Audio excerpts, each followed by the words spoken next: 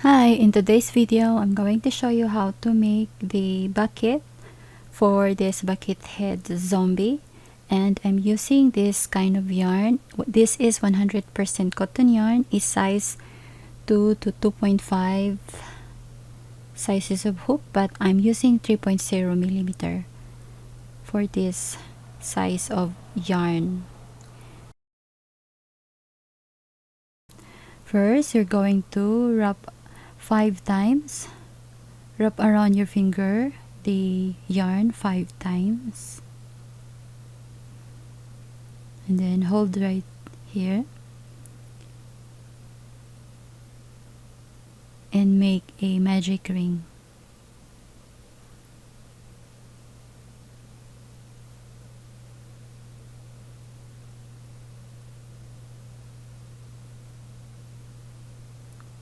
And then hold the yarn, connect to this yarn ball like this. Hold the yarn on this side, then make a chain,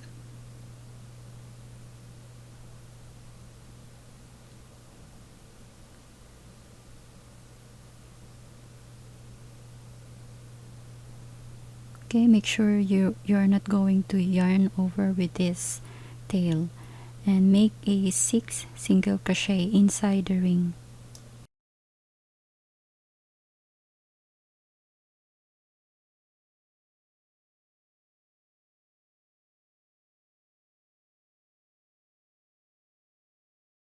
Once you've made 6 single crochet, pull the tail, and then for round 2, do a increase in each of the chain,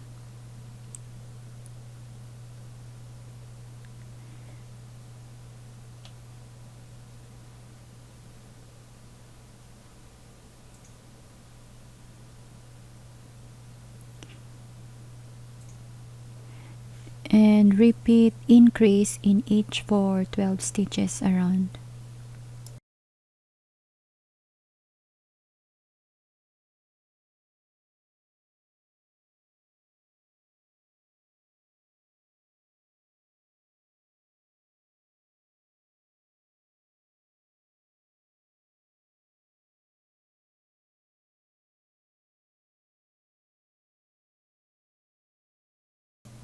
Round 3, do another increase in each of the chain for 24 stitches around.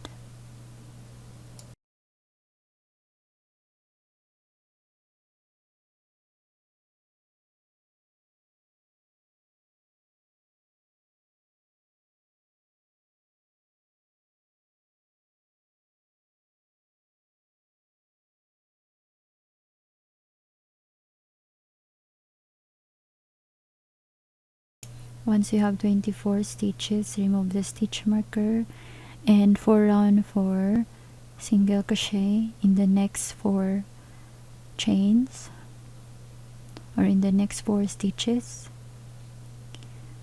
2,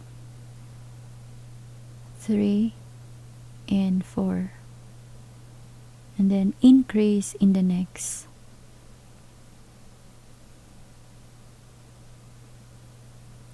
Repeat for a total of 4 times, and then 4 single crochet in the last. Round 5, do a single crochet back loop only for 28 stitches.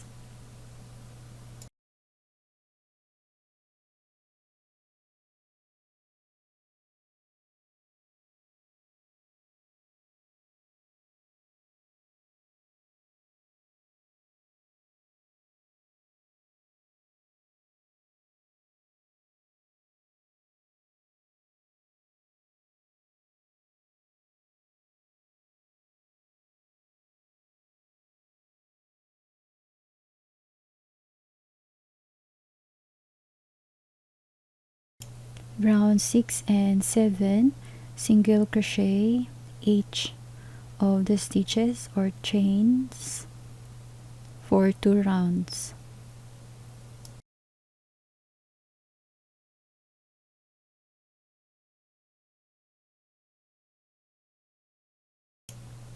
For round 8, single crochet in the next 5 stitches.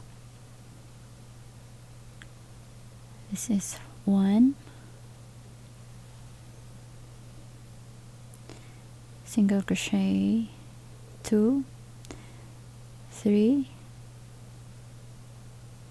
4, and 5. Then increase in the next. Repeat 4 times for a total of 4 times, and in the last you have 4 single crochet right here for a total of 32 stitches around. Then once you have 32 stitches in round 9, single crochet each for 32. Round 10, single crochet in the next 6 chains, 2, 3, 4, 5, 6, and then increase in the next. Repeat 4 times for a total, and then 4 single crochet in the last for 36 stitches. Then round 11 and 12, single crochet each for 36 stitches. Round 13, single crochet in the next 7 stitches, and then increase in the next for a total of 4 times, and then in the last you will do a 4 single crochet and a total of 40 stitches around.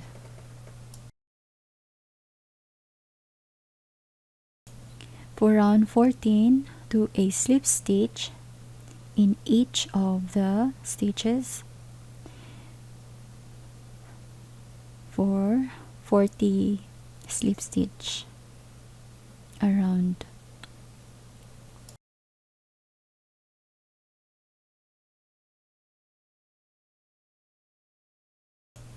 Once done, cut the yarn,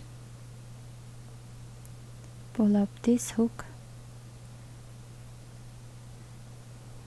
and then take your darning needle and insert the tail on that same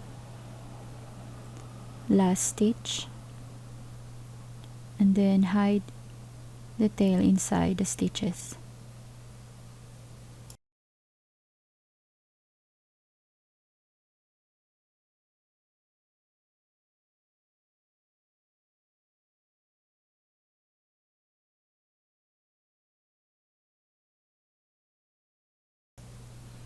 And now we will attach this bucket to this zombie.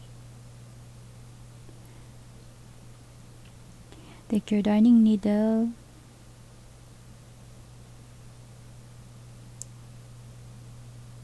and insert the darning needle in the second round on the top of the head here. Insert here, going to that in this side, and then pull,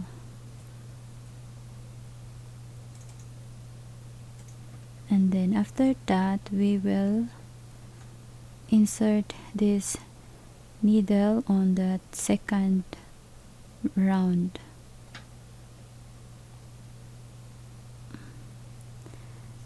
And then grab your crochet hook, yarn over, okay, yarn over,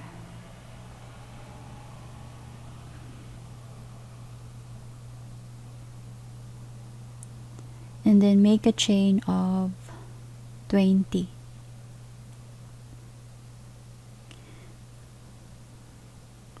One, 2, 3, 4, 5, 6, 7, 8, 9, 10, 11, 12, 13, 14, 15, 16, 17, 18, 19, 20. And then pull up the tail. Then insert on the side.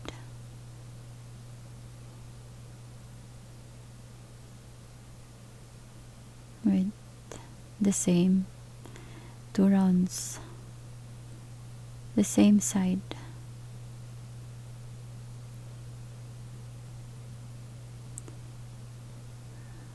Like this, and then insert the needle on the head,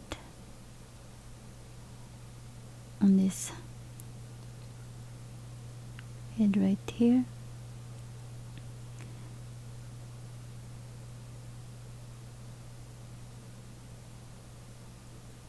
And then bring it here and close the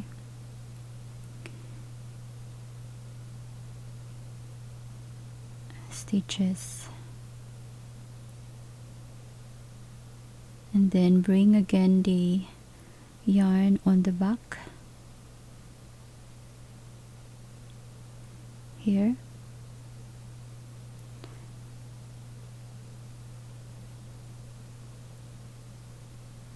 So normally it will not fall off on the head of this zombie. Then once it's secured on that head, slip through the yarn and then cut. So voila, here is the zombie bucket head, and you can put a makeup on the bucket so it will look real.